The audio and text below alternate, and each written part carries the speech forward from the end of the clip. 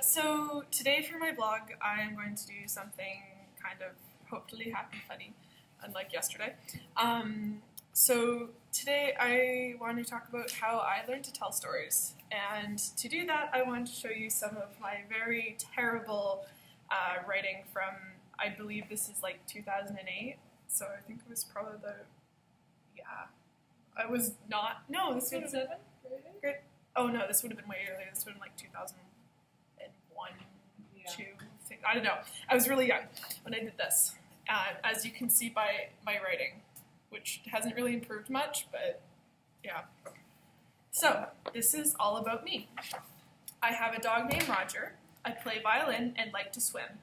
This summer, I got a dog, got a new window, got a new car, went on sleepovers, went to Emma's house, and swam in her pool.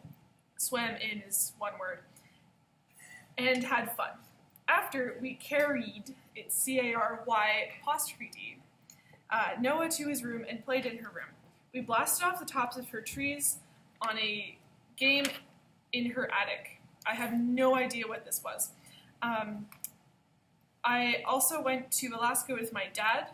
We saw elk, bison, caribou, and moose, hawks, and black bears. We had fun on the trip. My dad takes me a lot of places with him. I love my dad. So, that was, I'm trying to think of how old I was when I think I was about 8 when I went to Alaska. 7? No, I was set, so I would have been just turning 8 when I wrote this. I also decided to write a story about special effects. Here we have my early adventures into digital media. There are many special effects in The Nightmare Before Christmas. It's made by puppets and photos. There's hinges inside of the clay. They speed everything up. Music can make things scarier. It's with a Y.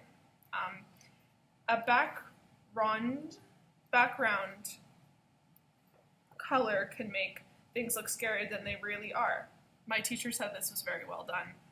I clearly had no idea how animation really worked. Well, I think I really tried, but I don't know. I don't think I quite got it. I have a lot of notes in here also where I started something and then it says finish on the side. Generally they say either well done or finish. This has not really changed in the past 12 years of my academic life. Either I tend to do well or I don't finish things and I get in trouble and fail. My 8-year-old self had things pretty well worked out. Hi, Lindsay. So, I also wrote something on another kind of digital media called false advertising. No one should, and I should note that this is spelled W-O-N and should is spelled without the U, believe in commercials because people that make the commercials try to trick people into buying their stuff. And then they buy it. It can disappoint a kid. In fact, sometimes when a kid buys a toy that doesn't work and can't take it back, and if it will definitely not work, you have to throw it out, and that is a big ripoff. I think I was quoting my mom on that one. In this story, Michael saw a kite commercial spelled with an S, and that it was true, but it wasn't, and thought, sorry, that's a thought spelled T-H-O-T, but it wasn't, and he wasted his allowance on it, and his mom was very mad, ! And when he flew for the first time, it ripped and got stuck in a tree. My teacher noted here that I should edit my work by looking at the dictionary. I think that was false advertising. My spelling's still terrible. Oh, and the last one I would like to read, because it is also relevant to this course, is about my first play. I would also like to note that my handwriting has improved significantly. That would be the only time my handwriting has improved in my entire life. My handwriting looks just like that now. Again, I was 8. So, my first play was Stone Soup. Stone Soup. Stone Soup was fun. I was one of the village people. We were given numbers. Emma was number 3 and I was number 1. We made cardboard houses out of the science fair boards. I was in a house with Julia and Daniel. I put in the potatoes. When Keith puts in the carrots, he dumps them all out of a boot. We always laugh. Stone soup was very, very fun.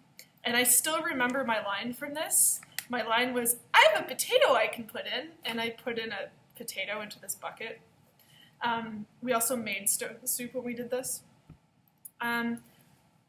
So I kind of wanted to tell these because I found these in my mom's house this weekend, and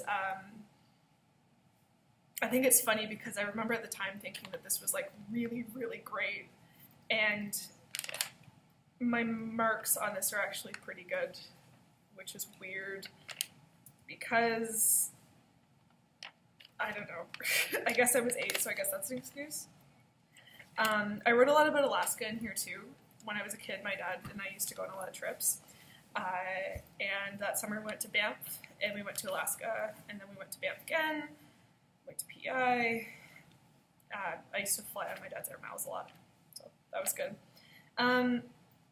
The last one I want to read in here, for those of you who are still with me somehow.